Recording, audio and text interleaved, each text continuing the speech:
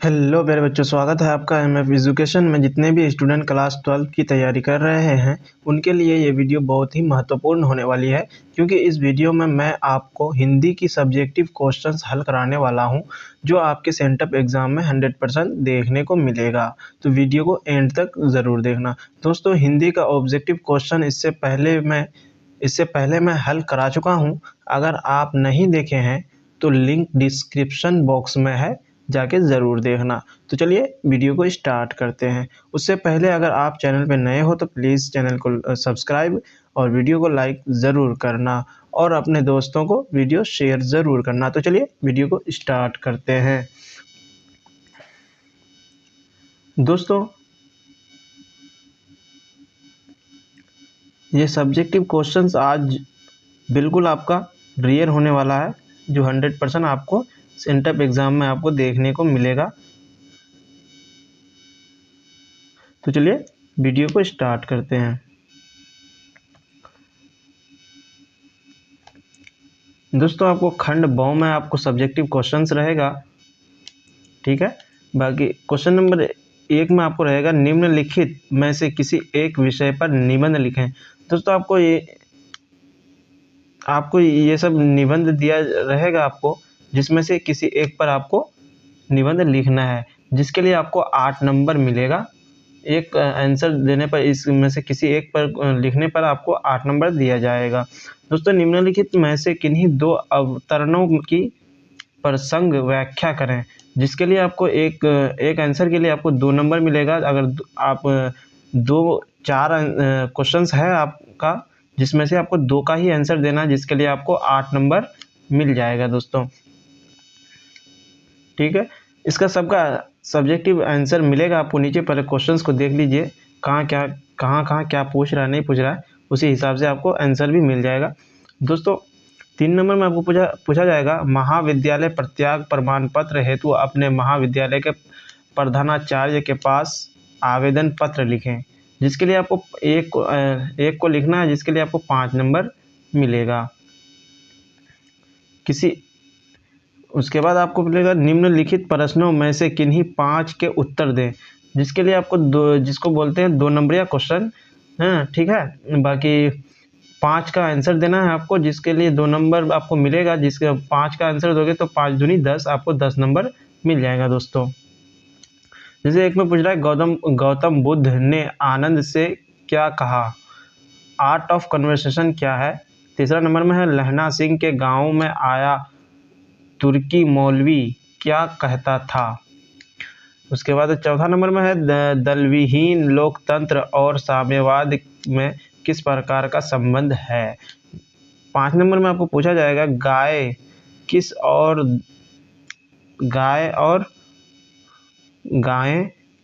ओर दौड़ पड़ी, सूरदास रचित प्रथा पद के आधार पर बतलाएं।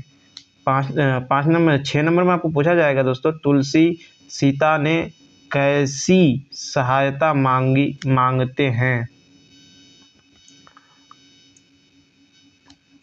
छत्रसाल की तलवार कैसी है, वर्णन करें। इसके लिए आपको वर्णन करना पड़ेगा। उसके बाद आपको पूछा जाएगा 7 नंबर में चातकी किसके लिए तरसती है। उसके बाद आपको पूछा जाएगा 9 नंबर में कावेत्री का खिलौना क्या है। उसके बाद 10 में आपको पूछा जाएगा नर और नारी एक ही द्रव्य की ढली 2 प्रतिमाएं हैं कैसे। इसका भी आपको आंसर नीचे मिलेगा दोस्तों। निम्नलिखित प्रश्नों में से किन्हीं 3 के उत्तर दें। किसी 3 का ही उत्तर देना है, जिसमें से आपको 15 नंबर मिलेगा। अगर 3 का लिखते हैं तो आपको 5 या 15 5 नंबर का 5 नंबर को आपको एक क्वेश्चन का मिलेगा। आप 3 को लिखना है, जिसमें से आपको 15 नंबर टोटल मिलेगा। उसके बाद आपको पूछा जाएगा निम्नलिखित अवतरणों में से किसी एक का संक्षेपण कीजिए। दोस्तों, 2 आपको ये दिया रहेगा, क्या कहते हैं, गद्यांश दिया रहेगा, जिसमें से किसी एक का मतलब ये करना होगा आपको, संक्षेप में उसका पूरा टिप्पणी लिखना होगा, जिसके लिए आपको 4 नंबर बिल्कुल मिल जाएगा। तो दोस्तों देखते हैं उसका आंसर देखते हैं। निम्नलिखित में से किसी एक विषय पर निबंध लिखें। दोस्तों, आप सबसे पहले आपको निबंध लिखना है। जैसा कि आपको वहाँ दिया हुआ था 5 दिया हुआ था, जिसमें से हम 4 का 3 का बता रहे हैं आपको। छात्र और राजनीति विद्यार्थी जीवन की वह काल है जब मनुष्य अपने जीवन की तैयारी करता है। इसी पर मनुष्य का भविष्य निर्भर करता है। वस्तुतः विद्यार्थी जीवन एक तपस्या है। विद्यार्थी की जीवन एक तपस्या है जिसके लिए दृढ़, कार्यनिष्ठ, परिश्रमी एवं शील सौजन्य से युक्त तपस्वी की आवश्यकता होती है। आज का जीवन इतना संघर्षमय और जटिल हो गया है कि कोई भी मनुष्य चाहकर भी अपने जीवन के संघर्षों और जटिलताओं से परे नहीं रख सकता। अतः एवं विद्यार्थी वर्ग के लिए भी यह अत्यंत कठिन हो गया है कि वह अपने को जीवन के संघर्षों तथा जटिलताओं से मुक्त रखकर पूर्णतः विद्याध्ययन में लीन रहे। आज के विद्यार्थी पर ही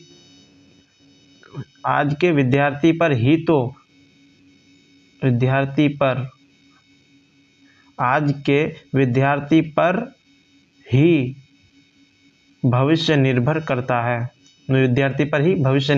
है। निम्नलिखित में से किन्हीं 2 अवतरणों की सप्रसंग व्याख्या करें। तो इसका आपको आंसर लिखना है दोस्तों। प्रत्येक पत्नी अपने पति को बहुत कुछ उसी दृष्टि से देखती है जिस दृष्टि से लता अपने वृक्ष को देखती होगी। इसका आंसर देना है दोस्तों। इस प्रसंग के माध्यम से कवि कहता है कि स्त्री को इतना कोमल और कमज़ोर बना दिया गया है कि वह पूरी तरह से पुरुष पर निर्भर हो गई है। जैसे वृक्ष के नीचे उसकी लता होती है, उसी तरह पत्नी भी पुरुषों के अधीन होती है। वह पुरुष के अधीन है, इसलिए स्त्री का अस्तित्व संकट में है। कितने क्रूर समाज में रहे हैं हम, जहाँ शर्म का कोई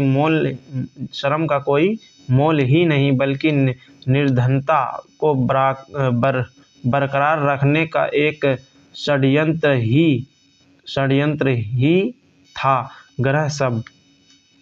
तो दोस्तों इसका आंसर लिखना है दोस्तों। कितने क्रूर समाज में रहे हैं हम, जहाँ शर्म का कोई मोल ही नहीं, बल्कि निर्धनता को बरकरार रखने का एक षड्यंत्र ही था ग्रह शब्द। यह पंक्ति दलित आंदोलन के नामवर लेखक ओम प्रकाश वाल्मीकि द्वारा लिखे गए उपन्यास झूठन से ली गई है। इस पंक्ति के जरिए लेखक ने समाज की विद्रूपताओं पर कटाक्ष किया है। महाविद्यालय प्रत्याग प्रमाण पत्र हेतु अपने महाविद्यालय के प्रधानाचार्य के पास एक आवेदन पत्र लिखें। जिसके लिए आपको लिखना होगा, जो सबसे पहले लिखना होगा सेवा में, उसके बाद आपको लिखना है श्रीमान प्राचार्य, उसके बाद महाविद्यालय का नाम लिखना होगा, उसके बाद आपको पता लिखना होगा, उसके बाद विषय लिख करके आपको विद्यालय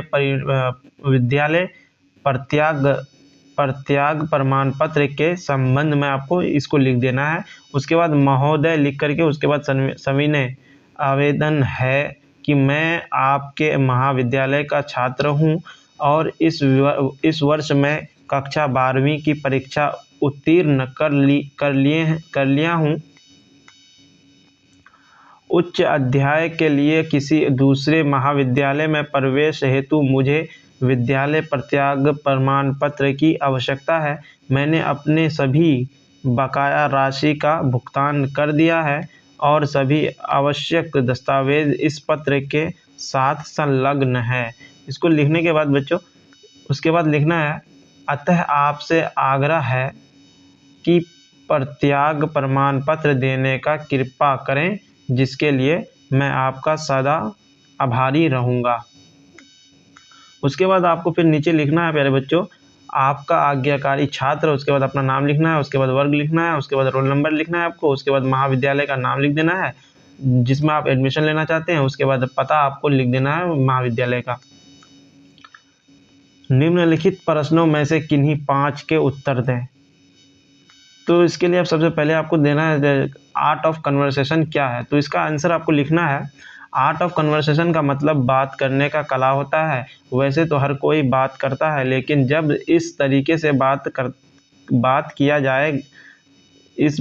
बात किया जाए कि सामने वाला बात को ध्यान से सुने, इसके साथ ही बोलने वाला जो चाहता है उसे सफाई से बोल दे, तो इस कला को आर्ट ऑफ कन्वर्सेशन ही कहा जाता है।